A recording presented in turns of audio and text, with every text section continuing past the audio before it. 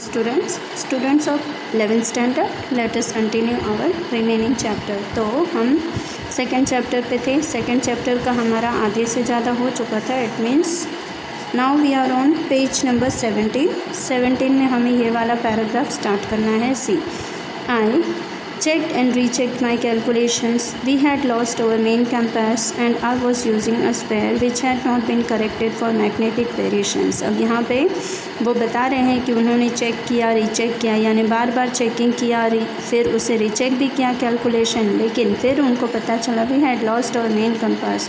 उनका जो main compass था, कंपास क्या होता है, एक ऐसा इंस्ट्रूमेंट जो पानी में रहकर रास्ते के बारे में हमें बताता है, एंड वो कंपास गुम हो चुका था। And I was using a spare. अब वो उसकी जगह पे स्पेयर यूज़ कर रहे थे। स्पेयर मतलब होता है जो मट्टी खोदने के लिए फावड़ा यूज़ करते हैं वो, which had not been corrected for magnetic variations. और वो कोई मैग्नेटिक वेरिएशन के लिए यानी नाप तोल के लिए सही तरीके से यूज़ नहीं किया जा सकता था, यानी वो अनयूज्ड था और वो उस काम के लिए नहीं था।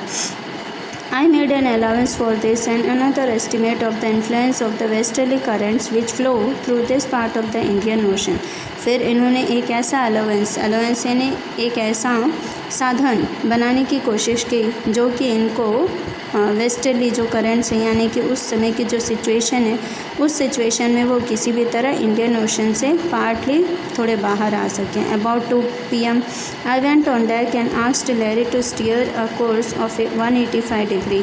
अब दोपहर के 2 बज चुके थे और 2 बजने तक में इन्होंने लैरी से कहा कि थोड़ा सा वो पानी का जो कोर्स है उसको स्टीयर करें, यानी घुमाएं, जिससे पानी जो है वो कम हो जाए और वो जो उनका कैलकुलेशन वाला जो मीटर था वो 185 डिग्रीज तक पहुंचा। If you are lucky, I told him with a conviction I did not feel.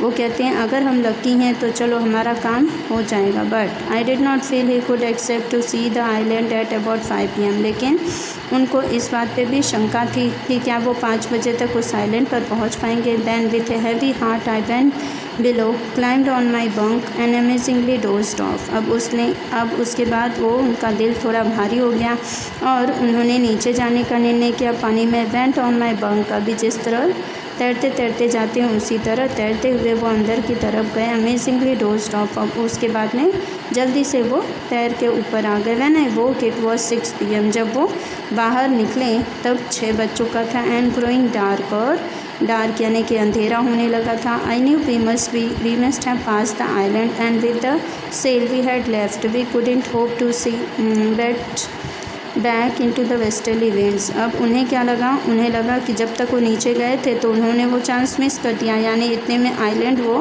पार करके आगे बढ़ गए और अब उनके बचने की या उनको वापस वेस्टर्ली विंड्स का सामना करने की हिम्मत नहीं बची है।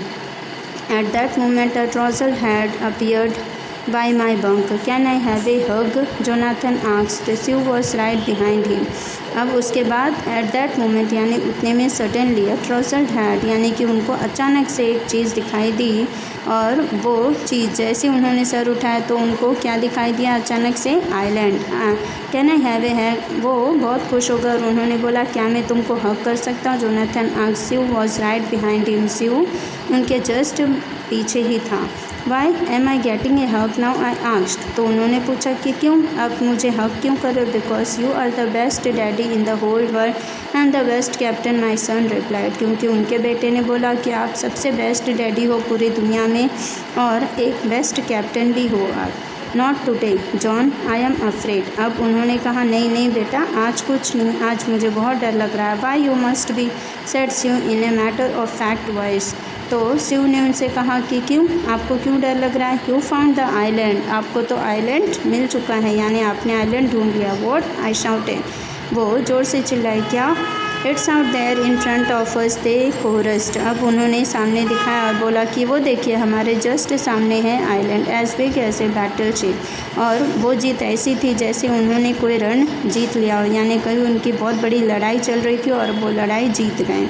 आई rushed on deck and gazed with relief at the stark outline of the Amsterdam। अब उन्होंने बड़ी डेक की तरफ गए, डेक को गेज किया यानी कि उसे बंद करने की कोशिश की और साइड में लगाने के लिए नाव को साइड में लेने की कोशिश की और वो आइलैंड था इले एम्स्टर्डम।